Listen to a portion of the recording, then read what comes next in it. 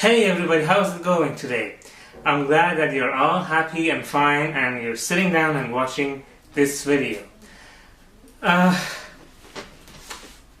while ago, Apple unveiled the iPad mini, and as soon as they did that, I thought to myself, well, I have the 4th gen iPod Touch, but it's getting very slow, very clunky, to the point where it's barely running. And the bigger iPad is just way too big and heavy for me, and it's just way too expensive. I think the iPad mini is the perfect product for me to go with.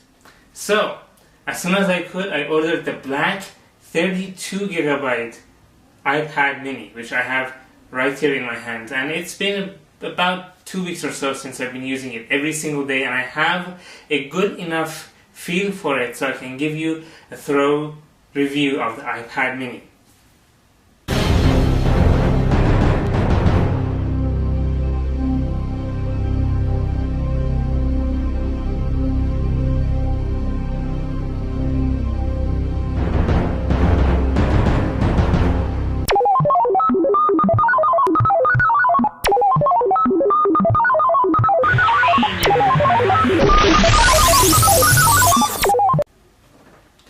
Well, let's start with one of the biggest, complaints that a lot of people who have invested into accessories for their iDevices have about the new iPad mini, the iPhone 5, and the new iPod Touch, and that is the Lightning connector. If you've bought any sort of accessory for your previous iDevice that has to use the connector at the bottom of your device, you're out of luck using that device with your iPad mini.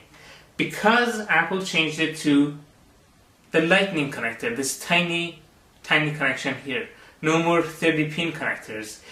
Any docks, those radio docks, those speaker docks, those alarm clock docks that you've paid God knows how much for, you're going to have to replace them all if you can find a replacement for them with the new dock connector right here. Fortunately, I'm not one of those people. I've never bought a dock, and I've only used the cable to charge my iDevices up until now, which makes me really happy actually. Another sort of complaint that some people have had about the Lightning connector is that it's so small it's actually hard to handle, meaning it's hard to push it in to the iPad and take it out of the iPad without ripping into the cord. Let me tell you something, first of all. I'll give you this warning, and you probably know this already if you've ever owned an iDevice. Don't ever touch Apple cables anywhere. The quality of Apple cables are absolute crap. If you touch the cables anywhere except for the bottom of the connection part, the cable will start tearing and ripping and breaking up on you within months, and it'll be disgusting and gross looking and unusable, and you're gonna have to pay money and buy another cable. So, here is my trick for using the Lightning connector with the iPad. Actually, putting it in isn't so hard, it's taking it out that's a little bit tricky. Not hard, but tricky. Alright, so here's the iPad. Have a good grip on the top, then grab your cable and easily and gently, if you can find the connection, just push it in. Kind of pops in easy. No problems there. Now taking it out is where most of you will go grabbing the cable and pulling it and jiggling it and playing with it to do that, because this part may be too small for you. You may have the same problem as I do with slippery, sweaty hands all the times. Don't do that. My trick is make sure you don't cut your nails too short. And I use the nail of my middle finger. I put it right along the edge of the Lightning connector and just slowly and gently pull it.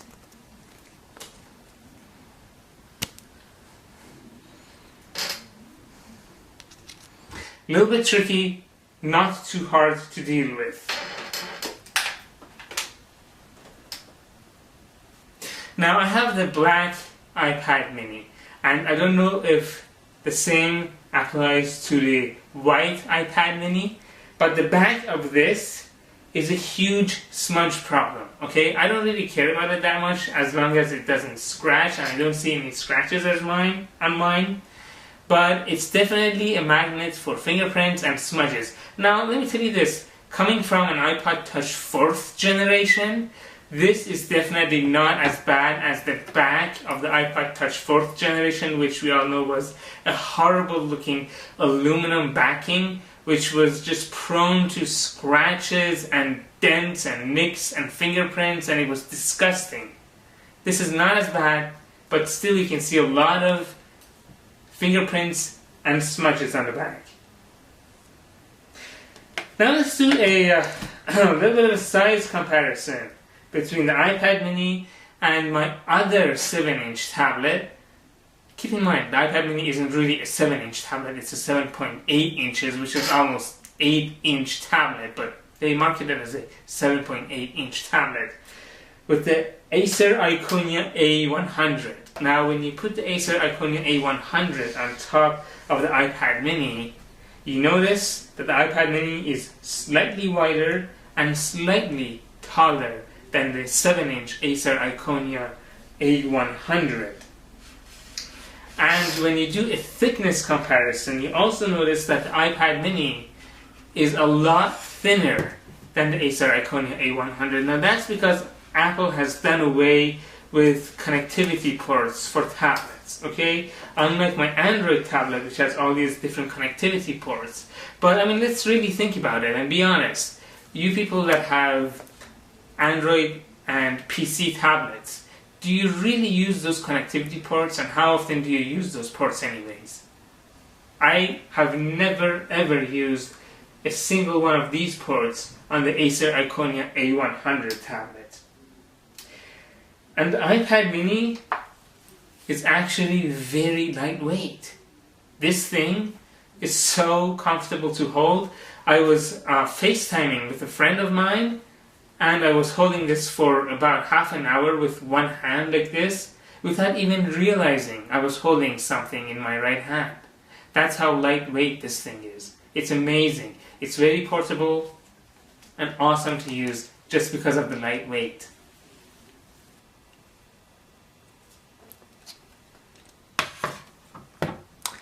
And before I forget to mention this, the battery life on the iPad mini is actually excellent, and the 10-hour promised battery life on Apple's website is pretty damn accurate, and it may even go a little bit longer than that. That's with Wi-Fi turned on and a lot of apps running.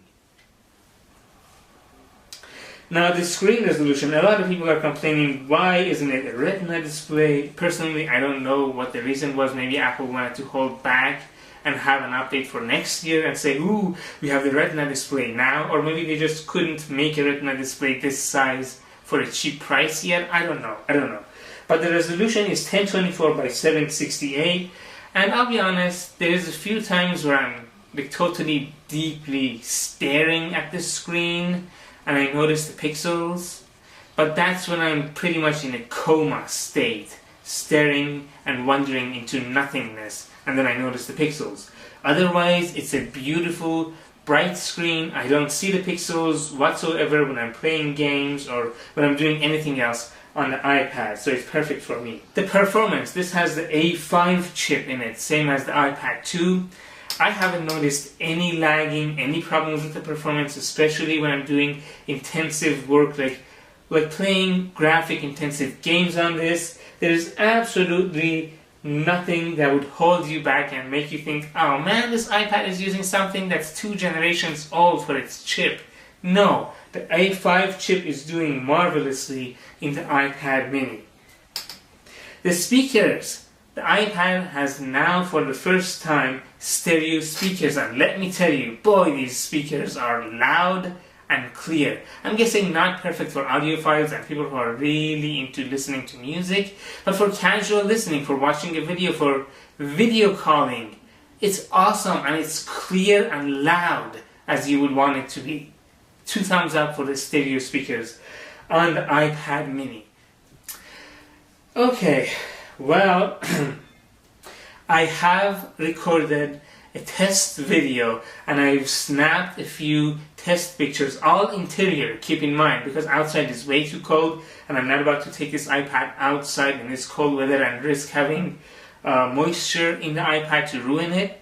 But I've done interior shots using the back camera, which is a 5 megapixel still camera and a 1080p high definition video camera for the iPad mini.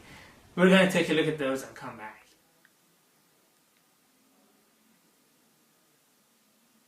Hey everybody, I'm test recording a video with my iPad mini's rear camera, which is a 5 megapixel 1080p high definition camera.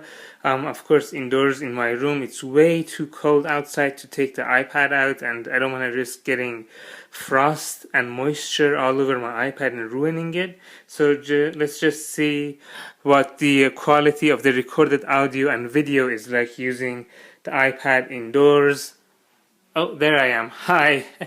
And my light source is only this one light in my room that always makes videos and pictures usually look very yellowish and kind of on the warm side of color tones. Alright. Well, there is my Acer Iconia A100 tablet. It's an Android tablet. There's my CAD U37 USB desktop microphone for doing professional voiceover recordings for videos. There's my 13-inch MacBook Pro, the box for my iPad mini, my 4th generation iPod Touch, the box for my Need for Speed Most Wanted PC game, and my PC laptop, which is a Toshiba Windows 7 PC laptop. There's my big monitor connecting my MacBook Pro, and there's the case for my iPad mini smart cover. That's my modem and a couple of hard drives that I have. Bunch of mess here, excuse the mess. And my dad bought me this Logitech Gamepad F310 controller for my driving games. That's my iPad mini smart cover, and that's my main camera, which is awesome. It's a Canon PowerShot SX40HS high definition 1080p video camera. It kicks ass.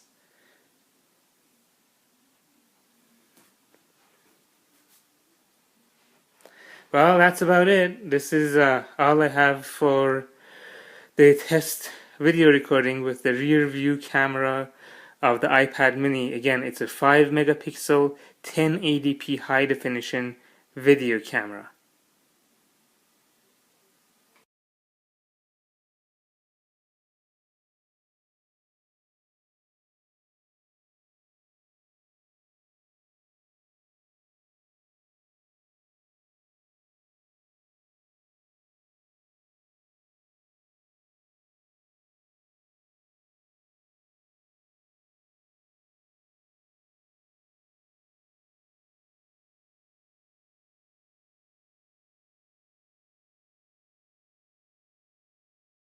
Thank you for watching this video. Don't forget to follow me on Twitter.